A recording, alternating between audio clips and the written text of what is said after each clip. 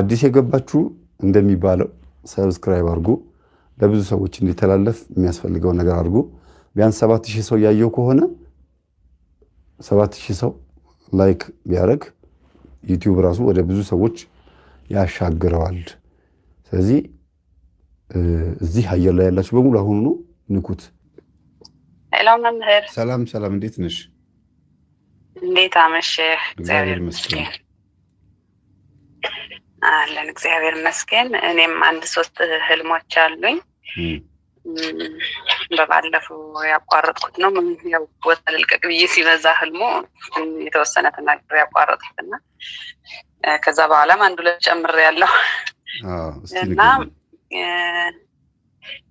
ምን ይመስለኛል ናይጄሪያ ሀገር ሄጄ ይመስለኛልና ናይጄሪያ ሀገር ወደ ዋናው ከተማ ስገባ እዛ ኬላ አለና 2 ሴት ልጆችና አንድ ጅብ አለ እዛ ኬላ ላይ ሰዎች ይዘዋቸው እዛ ተቀምጠዋልና ወደ ዋናው ከተማ ለመግባት እነዛን ሴቶች ራሳቸውን በጅብ መተህ ወይም ደግሞ ያንን ጅብ ዘለህ ነው ወደ ዋናው ከተማ መግባት የሚቻለው ይሉኛል እንደዛ ነው የሚቻለው ሲሉኝ ሁሉ ሰው እንደዛ ያደረገ ይገባል ይሄ ሀገሩ ነውና እንደዛ አድርገሽ ለምገቢ ወደ ዋናው ከተማ ለመግባት ተፈልገሽ ሲሉኝ እንደዚህማ አላደርግም ለምን እንደዚህ ያደርጋል እንደዛ ታላደረግሽማ ትመለሻለሽ ያሉኝ እሺ ብዬ ተመለስኩና ወደ ሆነ ሰፈር ገባሁ ወደ ሰፈር ስገባ የዛ ቀበሌ አስተዳዳሪ ሴት ናት የገቡበት ሰፈር አካባቢ እሷ ይሄ እኮ ያገሩ ህግ ስለሆነ እዛም አደርጋለብሽ ትልኛለች እኔ እንደዛ አደርግም እኔ እንደዚህ ሳይው የባዳም ልኮ ነው የሚመስለኝ ለምን እንደዚህ ሰዎችን ራሳቸውን የተቀመጡ 2 ሴቶች አሉ እነዛም እና ጅቦችን ዘልል ለምን ገባለው ስላቸው አዎ ህጉ ነው ሁሉ እንደዛ ያደረገ ስለሚገባ እንደዛ ማድረግ አለብሽ ትልኛለች አይ እንደዛ ተማደርገው በመለስ ይሻለኛል ስላ ይሄማ አይሆንም ብላ ታባረኛለች ታሯሩጠኛለች በቃ በሰፈር በየቤቱ እየሮጥኩ ደበቃለሁ እየመጣች ታባረኛለች ታሯሩጠኛለች ሌሎችም ሊደብቁኝ አልቻሉም ይሄ ህግ ስለሆነ ማክበር አለብሽ ማድረግ አለብሽ ሁሉ ያደረገ አይደል ይሉኛል ማለት ነው እንደዛ ያሯሯጠችኝ አላደርግም ብዬ እኔም እንደዛ ሳላደርግ እሷም ያሯሯጠች ሳትዘኝ ከህልሜ ነቀው ማለት ነው አዎ በህልም ጅብ ማየት 2 ትርጉም ያለው አንደኛ የቡዳ መንፈስ ነው ሁለተኛ ደግሞ የሰላቢ መንፈስ ነው አንቺ ጋር ግን የሚታየው የሰላቢ መንፈስ ነው ምናልባት በዙሪያሽ ያሉ ሴት ጓደኞችሽም ሊሆኑ ይችላሉ ጎረቤት ዘመድ ማንነት ያላቸው አላቀም ብቻ በገንዘብም ይሁን በትዳር በማንኛውም አይነት ህይወት ካንቺ ተጠቃሚ የነበሩ ሰዎች አሉ ማለት ነውና እነሱ መንፈስ ግን አንቺ ውስጥ አለ አሁን እነዚህ ሴቶች ሳትገስጪ የሴቶች መንፈስ ነው ባይዘው የሴቶቹን መንፈስ ከጓደኞች የመጣውም የምቀኛም የሰላቢ መንፈስ ይሆናል ይሄንን ሳትገስጪ ወደሚቀጥለው ስቴፕ ማለፍ አትችይም መግባት ወደምትፈልጊው ቦታ ምናልባት ናይጄሪያ ብለሽ አልሽው ከምን ጋር እንደሆነ ባይገናኝም ወደ ሆነ ሀገር ፈተና ወዳለበት ሀገር ለመሄድ ወይም ደግሞ የሆነን ፈተና ለማለፍ ወደን ፈቅደን የምንገባበት አንድ የሆነ ፈተና አለ አይደል አዎ እና የሰው ሀገር ነው በርግጥ ናይጄሪያ ለምን ናይጄሪያ እንዳየሽው ባይገባኝም እኔ ስረዳ ግን አንቺ የሆነ ቦታ ልትሄጂ አስበሻል አይቀርልሽም ፈተና የማታውቂው ሀገር ነው የትም ቦታ ብትሄጂ ግን ወደ ማታውቂው ሀገር ለመሄድ ቢያንስ ሴቶቹን ራስ መቀጥቀጥ ጅቡን ማለፍ ያስፈልጋል ሲል ሰላቢ መንፈስ ባንቺ ላይ ነበረ ያ የሰላቢ መንፈስ ከውስጥሽ ሳይወጣ በክፉ ዓይን የሚመለከትሽ የቡዳ መንፈስ ሳይያዝ ከሴቶቹ የመጣው ፈተና አንቺ ሳይላቀቅ ወደሚቀጥለው ስቴፕ መሄድ አትችይም ማለፍ አትችይም ማለት ነው ኦኬ ተከና መምህር ምናልባት ከሴቶች ጋር በተገናኘ አለ ተከና መምህር አለ በጎረቤት ላይ ብዙ ነገር ያለው አለ ሁለተኛው እንትን ህልሜ ደግሞ መኪና መንዳት አልችልም እኔ መኪና አለና ግን መንዳት አልችልም ክፍሩ መቀመጫ ላይ ቁጭ ብዬ በጣም ወደ ውስጥ ገባሁ ወደ ውስጥ እና መሪውን እንደዚህ በጣም ተስቤ ነው የምይዘው ተስቤ መሪውን ተራራ ቦታ ብዙ ድንጋይ ያለው ብዙ እንትን ትልቆች ድንጋይ ያሉበት ቦታ በጣም ተራራ ቦታና መኪና መንዳት አልችልም ግን በጣም ታች እዛ ሹፌር መቀመጫ ቁጭ ብዬ በጣም ተስቤ መሪውን ይዤዋለሁ መሪውን ይዤ እነዳለሁ እየነዳሁ እንዴት በዚህ መሀል መንዳት እችላለሁ? እኔ ደግሞ መንዳት አልችልም። እንዴት መኪናውን አንቀሳቀስኩት? እንዴት ነዳሁት እያልኩ እገረማለሁ። እና ያን ሁሉ ድንጋይና ያን ሁሉ ትልቅ ድንጋይ ያለበት ቦታ ግን መኪናዋ ድንጋይ ውስጥ እያደረገችኝ እንደምችል ሰው ትወስደኛለች ጥታ ማለት ነው። ከዛ አንድ የባሌ ጓደኛ አለና ይለኛል እሱ ይችላል መንዳት እና ታግዘኝ ይህን ነገር እኔ መንዳት አልችልም፣ ብዙ ድንጋዮች አሉ ታግዘኝ ምናምን ስለው ጥሩ እየነዳሽ ነው ሂጂ፣ አሁን ጥሩ እየነዳሽ አለ ሂጂ፣ በቃ እንደነበርሽው ሂጂ እንጂ ይለኛል። እና መሬቱን ማየት አልችልም፣ በጣም ውስጥ ጠልም ያለው በጣም ተስቤ ነው መሪውን ይዤዋለሁ፣ ግን እነዳለሁ። እየነዳሁ እዛ ሁሉ ድንጋይ ውስጥ ነው የምትወስደኝ። ምንም ድንጋይ መታኝ ምን አይልም፣ በጣም ተራራ ነው፣ ውስጥ ትወስደኛለች። እና እንደዛ አይነት ህልም አየሁ። መኪናው ነው መኪና እየነዳሁ እንደዛ ውስጥ እሺ አይ መኪና አንቺ ተብላ ስትጠራ አልሰማሁም ብዬ እሺ እንግዲህ የእኛም መኪና አንቺ ነው መሰብን። ጥሩ ነው። አይ እንደ ሴት ካየሻት ብዙ አገልግላችኋለች ማለት ነው የእናንተ መኪና። ይኸውልሽ በህልም መኪና ማየት የራስሽ የገዛ ስጋሽ ነው፣ ሹፌሩ ደግሞ ነፍስሽ ናት። እና መኪና መንዳት አትችይም፣ ግን ነዳሹ በህልም ምን ማለት ነው? መጾም መጸለይ፣ ምናልባት እርግጠኛ ነኝ ብዙ መስገድ ትንሽ ትቸገሪ ነበረ መሰለኝ። የሆነ ፍርሃት ምናምን እንደዚያ ነገር ወደ መንፈሳዊ ህይወት ለመግባት ትቸገሪ ነበረ ብዬ አስባለሁ። በተለይ ለመስገድና ለመጾም እንዲህ አይነት ሀሳቦች ከበፊት ጀምሮ የነበሩሽ ከሆንሽ አትፍሪ። ተራራ መውጣት ጾም ነው። ጾም ጸሎት ወይም ቀኖና ነው። ከካህን ሄዶ ንስሐ ገብቶ ቀኖና መቀበል ነው ተራራ መውጣት በህልም። ይሄ በእናቶቻችን በአባቶቻችን የታወቀ ነው። ማንንም ሰው ተራራ ሲወጣ ከታየ ጾም ጸሎት ወይ አንድ የሆነ በነፍሱ ጉዳይ ላይ መግባት የሚገባው አንድ የሆነ ጉዳይ አለ። የግድ አንድ ቻሌንጅ ወይም ደግሞ አንድ የሆነ ቅጣት መቀጣት እንዳለበት ማሳያ ነው። እና መኪናዋ ስጋሽ ነው። እና በቃ ይዛሽ ስጋሽ ከወጣች አንድ ያስጀምሪው። ካስጀመርሹ በኋላ በዛው ትቀጥያለሽ። ጥሩ የሆነ አካሄድ ትሄጃለሽ። የፈራሹ የሆነ ጉዳይ ይኖራል ለመግባት ወደ ሆነ መንፈሳዊ የሆነ ጥግ ቀጠሮ ያዝሽበት አንድ ጉዳይ ካለ እና ስጋሽ በእጅሽ የምትቆጣጠሪበት በነፍስሽ እጅ ማለት ነው፣ በሃይማኖትሽ እጅ፣ በመንፈሳዊ ማንነት እጅ ቁጥጥር ውስጥ የምታደርጊበት ጊዜ ይመጣል። ለአሁኑ ግን አንድ የተሸነፍሽበት ነገር እንዳለ ማሳያ ነው። ያ ምንድን ነው? ፍርሃትሽ ነው። ተቋረጠባቸው። የሰሙኝ ይሆናል ብዬ አስባለሁ። ፍርሃት፣ መፍራት፣ መኪና መንዳት አለመቻል ማለት ለአንድ ነገር ራስን አለመስጠት ማለት ነው። እየሰማሽኝ ነው? አሁን እየሰማሁ ነው። መኪና መንዳት አልችልም ማለት አጋጣሚ የመለማመድ አጋጣሚ ላታገኝ ትችላለሽ። ወይም ደግሞ መኪና ስለምን ያሁን ለምሳሌ መኪና መንዳት በጣም ነው የምፈራው። ከሹፌሩ ጎን ስቀመጥ እግሬ ውጥር ነው የሚለው፣ በቃ የምጋጭ ነው የሚመስለኝ። እሱ ለነዳውን ይጨናነቃለሁ። የእውነት በባህሪ ማለት ነው በባህሪ እና ግን በኖርማሊ ቢያስተምሩኝ ቢያስነዱኝ እለምዳለሁ የሚል ደግሞ ውስጥሽ ይኖራል። ማንኛውም ሰው ከእናቱ መንፈሳዊ ህይወት ላይም እንደዛ ነው። ስጋሽን ስግደት ካስለመድሽው፣ ጾም ካስለመድሽው እንዲያውም በጣም የማይወጣውን ከባዱን ነገር ትወጪዋለሽ ማለት ማሳያ ነው። እሺ መምህር፣ እሺ ድክመትም አለ፣ እውነት ነው።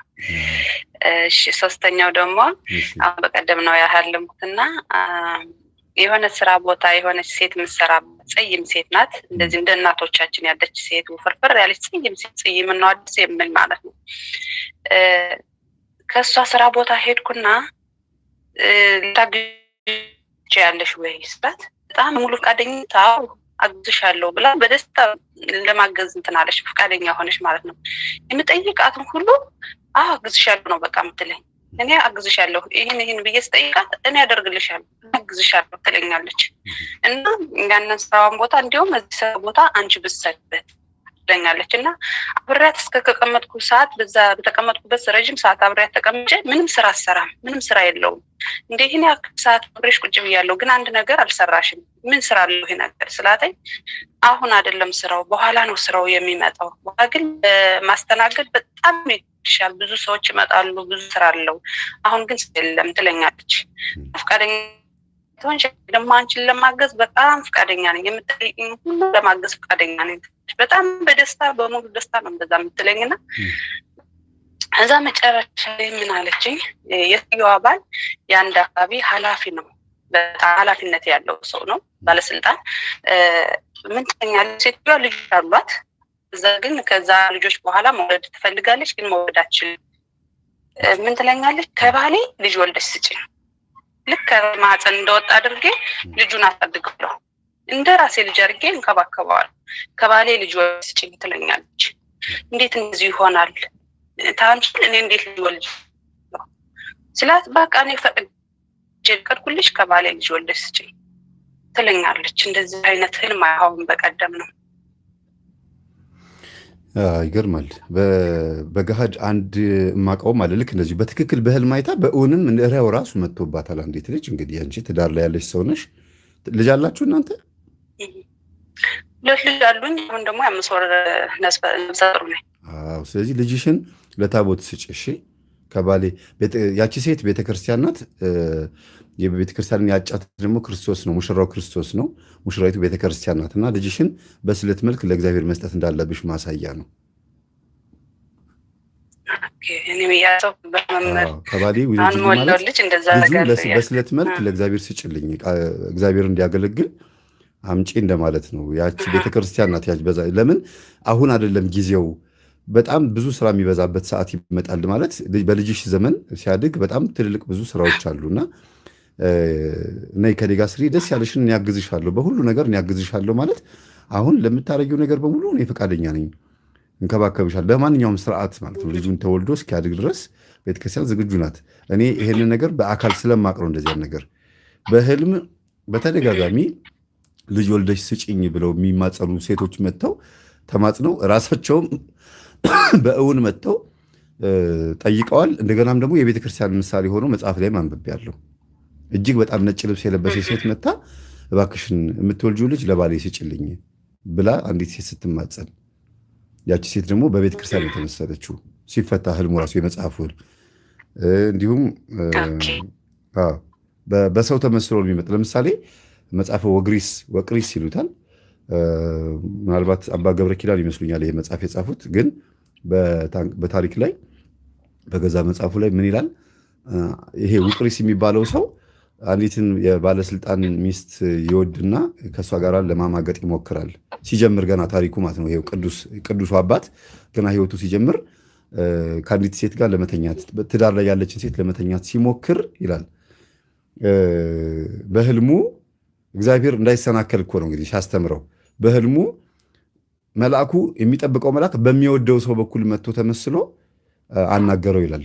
ህልም ያየው ይሄ ውቅሪስ የሚባለው ህልም ያየው በጣም ብዙ ሰዎች እጃቸው ታስሮ ይገረፋሉ፣ ይጠየቃሉ፣ ሊገደሉ የተዘጋጁ ሰዎች አሉና ከነዛ ውስጥ አንዱ ራሱን ሆኖ ነው ያገኘው። ይሄ ውቅሪስ ቅዱስ ውቅሪስ ማለት ነው። ሊቅ ነው። በጣም ብዙ መጽሐፍ ተጽፏል። ከዛ ወይኔ ምን አድርግ ይሆን እኔም ያ ሰውዬ የሴትዮዋ ባል እኔንም ከሶኝ ይሆን ለምን ይሆን እዚህ የመጣሁት እያለ ሲብሰለሰል ከራሱ ጋር በጣም የሚወደው በሰፈር ውስጥ በጣም የሚወደው ሰው ይመጣና አንተ ሰው እዚህ ለምንድን ነው የመጣኸው? ምን አጥፍተህ ነው ሲለው ኃጢአቱን ሊደብቅ ይሞክራል። ከዛ አጥብቆ ሲጠይቀው አይ በቃ ልንገረው ይልና እኔ እዚህ የመጣሁት ምናልባት የቀረብኳት ሴት ባለቤቷ ከሶኝ ይሆናል ብዬ አስባለሁና ሲለው በል በወንጌል አምልሃለሁ ከዚህ ነገር ራስህን ጠብቅ ብሎ በሚወደው ሰው በኩል መጥቶ የሚጠብቀው መልአክ አናገረው ይላል። ስለዚህ አንዳንድ ጊዜ መልአክ ነው፣ ግን መልአኩ መገለጥ የሚፈልገው በማን ነው? በሰው አድሮ ነው ማለት ነው። አሁንም አንቺ ያየሻች ያቺ ሴት እመቤታችን ወይም ደግሞ ቤተክርስቲያን ትሆናለች እና ያንን ልጅ ውለጅልኝ ስትል ልጅ መውለድ በህልም ምንድን ነው ብዬሻለሁ። ባለ ሀሳብ አንድ ነገር ማማጥ ነው፣ አንድ ነገር ማፍለቅ ነው፣ ከውስጥ የሆነ ደግ ነገር ማውጣት ነው ብያለሁ። አምጦ መውለድ ማለት የሆነ ጭንቀትን መገላገል ነው። በህልም መውለድ ማርገዝም ልክ እንደዚሁ ነው። አንድ የሆነ ከባድ ሀሳብ ማሰብ፣ መጽነስ። ያንን ነገር ደግሞ ስትወልጅ ካየሽ ደግሞ ሲያዋልዱሽ ካየሽ ደግሞ እጅግ ሰው ያስፈልግሻል፣ ተጨንቀሻል፣ የሆነ ሀሳብ ውስጥሽ ወጥሮሻል ማለት ነው። ለካህን ራስሽን ማስመርመር እንዳለብሽ ማሳያ ነውና ይሄ ቅዱስ ውቅሪስም በሚወደው ሰው በኩል ነው ህልሙን ያየው መልአኩ መጥቶ። አሁን ቺም ደግሞ ልክ እንደዛው ነው ያየሽው ማለት ነው። እንግዲህ አላርዝምብሽና ይህች ሴት በበጎ ነገር አይተሻት ቤተክርስቲያን ነች ወይም እመቤታችን ነች ብትባል እባክሽን ልጅ በአሁኑ ሰዓት የሚያስተምር የለም፣ ወይም ደግሞ የሚቀድስ ቤተክርስቲያን ተረካቢ የቁርጥ ቀን ልጅ ዲያቆን መሆን የሚችል ሰው የለም እና ልጅሽን ስጭኝ እያለችም ሊሆን ይችላል ቤተክርስቲያን፣ አይታወቅም። እና የምትወልጂውን ልጅ ለታቦት ስጪ፣ ለቤተክርስቲያን አገልጋይ እንዲሆን፣ ወንድ ከሆነ ዲያቆን፣ ሴት ከሆነች ደግሞ በተቻለሽ አቅም የቤተክርስቲያንን ትምህርት እንድትማር አድርጊያት። እሺ መምህር፣ እንደዛ አደርጋለሁ። እሺ ህልሜን ጨርሻለሁ። አንድ ግን ከህልም ውጭ ናትና አጥብ ያለች ነው የምጠይቀው። ፈቃደኛ ተወንክልኝ። አንድ ጎረቤት አለችኝ እና አንድ ጓደኛ ደግሞ ከኔ ራቅ ብላ አለችኝ። ጎረቤቴ እዚሁ አገብናት እና ከዛች ጓደኛዬ ጋር በተገናኘው ቀን አብረን ተቀጣጥረን እንደዚህ ሻይ ቡና ወይም ቤቴ በመጣሽ ቀን ልጆቼ ሲያልቅሱብኝ አድራሉ። በጣም ሲያልቅሱብኝ አድራሉ። እሱ በመጣሽ ቀን ማለት ነው። ከይሽ ጎረቤቴ ጋር ደግሞ እንደዚሁ በተገናኘን ቀን ጀርም ሰጦ በተለይ ወንድ ልጅ እንደዚህ ቦታሳ ልጆች እንደዚህ ወፍራም ልጆች ከሰው የሚግቡ አይነት ልጆች አሉ አይደል? እንደዛ ናቸው ሰውነታቸው በተፈጥሮ ልጆች እና ምን ትለኛለህ? እሷ በመጣሽ ቀን ሰውነቱን ያሳክካል። ትክክልኝ ይለኛል። በቃ ጀርባውን ሰጥቶ ለሊት ትክክልኝ ሰውነቴን አክኬው እንደዚህ ደም ሁሉ ችፍችፍ እስከሚል እንኳን አይጠቅመውም። እንደዛ እያከኩት አረግል ደም ይወጣ ሽፍ ብሎ ሰውነቱ ሁሉ የወጣበት ትክክል ብቻ ነው ቢል ጀርባውን ሰጥቶ ያከክልኝ ይለኛል። በቃ በተገናኘ ነገር ከዛችኛዋ በተገናኘው ከጓደኛ ሲያለቅስብኝ እዚችኛዋ ስገናኝ ደግሞ ጀርባዬን ትክክልኝ ይለኛል። እና እንደዚህ አይነት አጋጣሚ ታመኛል። ከነሱ ጋር በተገናኘው ቃል ትኩሳት አለባቸው። እንትን ያቺ የመጣችው ሴትዮ በመጣችበት ቀን እንቅልፍ ያጣሉ፣ ትኩሳት ይለቅባቸዋል፣ ራስ ምታት ምናምን። አዎ ሙቀት አላቸው። ሙቀት የቡዳ መንፈስ ይኖራል ብዬ ነው የማስበው። ብዙ ጊዜ በዝምድና በጉርብትና የሆነ ሰው ቤት መጥቶ በተለይ ቆየት እያለ የሚመጣ ሰው ወቅትን ጠብቆ ድንገት ባይዘዌ እመጣለሁ ብሎ ሳይናገር ድንገት የሚመጣ ሰው እንደዚህ አይነት ባህሪ አለ። ብዙ ሰዎች ልጆቻቸውን አስገብተው ወደ ጓዳ እንግዳ ከሄደ በኋላ የሚያወጡት ለዛ ሄዱ ግቡ እናንተ ብሎ የሚያስገቡትም የሚያውቁት ነገር ሲኖር ነው። ከዓይናቸው እየተነሳ መንፈስ ያጠቃል። ግን ምናልባት እንግዲህ ምን ታደርጊያለሽ አንቺ? ፊት ለፊት ያቺ እንግዳ ስትመጣ የቅዱስ ሚካኤልን ስዕል መስቀል ነው ገና በር ተከፍቶ እንደገባች ፊት ለፊት ስዕሉ እንድታየውና ላይዋ ላይ ያለው መንፈስ እንዲመታ ማድረግ ነው። ቤት ውስጥ ሲገባ ስዕል አድርጎ የሚባለው ለዚህ ነው ትልቁ ጥቅም። ፊት ለፊት ያንተን ትምህርት ሰምተን እንደዛ አደረግን። የቅዱስ ሚካኤልን ስዕል ፊት ለፊት አደረግን። አንዱ ይሄ ነው። ሁለተኛ ነገር ደግሞ ልጆቹ ምንም አይነት እንግዳ ቢመጣ እንዳያገኛቸው እንትን እንዳይላቸው ጠዋት ከእንቅልፍ ሲነሱ ትምህርት ቤትም ሲሄዱ ምንም ሲሉ እድሜያቸው ለትምህርት የደረሱ ከሆኑ አይናቸውን ቅባ ቅዱስ መቀባት፣ እጃቸው መዳፍ አምስቱን የስሜት ሕዋሳታቸውን መቀባት፣ ጀርባዬን ያመኛል የሚለውን ልጅ ጀርባውን መቀባት ያስፈልጋል። ቢገርመን እንደዚያ ሲያሳካው በቃ ማከኩን የምጀት ሲደክመኝ ቅባ ቅዱስ እቀባዋለሁ። ቅባ ቅዱስ ቀባው በዛ እንዳለ ይተኛኛል። ከዛን ማድረግ ጀመርኩ። እነሱ ጣን ምናምን ሲሉኝ ተቀዳድሜ እነሱን ቅባ ቅዱስ ባት ጀመርኩ ማለት ነው። በጣም እንትን አለብኝ፣ መተኛት አልችልም። በቃ በዛን ጊዜ እነሱ በመጡ ጊዜና እንደዛ ማድረግ ጀመርኩ። አሁን ልጆች ጣቱ ተመልመላቸው አንጻር ምን ዛሬ ስሳሽ እንደዚህ መቅሪን ምናምን አየሽ። እንግዲህ አንቺም እየቆየ ስትለምጁ እኮ አሁን አንድ ነገር በጣም ድግግሞሹ ሲበዛ እንዘናጋለን እና ልጆቹም ምን ነው ዛሬ ረሳሹ ካሉሽ የረሳሹ ነገር እያስታወሱሽ ብቻ ሳይሆን አትዘናጊም እያሉሽ ነው። እና ይህንን አትዘናጊ። ለምን እነዛን ሰዎች ካላስተማርሻቸው አንዳንዴ ንጹህ ካልሆንኩ በቃ ቢያንስ ጸበል መቀባትም ጥሩ ነው። ጸበሉ ብድግ አድርገሽ እንዲጠጡ አይናቸውን ማሸት። ጸበሉ ደረቀ ማለት እኮ መንፈስ ቅዱስም አብሮ ጠፋ ማለት አይደለም። እምነትሽ ነው። በጸበሉ ላይ አርፎ ሄዶ ፊታቸውን አይናቸውን ስትቀቢያቸው ስታፈሽላቸው ይድረቅ ጸበሉ ከፈለገ። ለምን ጉዳይ እንደቀባሻቸው ነው ይታወቃል። ስለዚያ ነው። አመሰግናለሁ። በጣም እናመሰግነው መምህር፣ እግዚአብሔር ይስጥልን። በአስተምሮትህ በጣም ተምረንበታል መምህር። በዚህ ቀጥል። በእውነት ሁሉ ሰው ተቀይሯል። እንጃ መቼም ይህ ትምህርት ፈጣሪ እየበዛና እየቀጠለ ይሄድ እንጂ ትምህርት አቆመ ብዙ ሰው ለእኔም ጸሎት አድርጉልኝ። እግዚአብሔር ያስበናል። እሺ መምህር፣ እሺ እናመሰግናለን። መልካም ምሽት። ቻው። እሺ ቻው።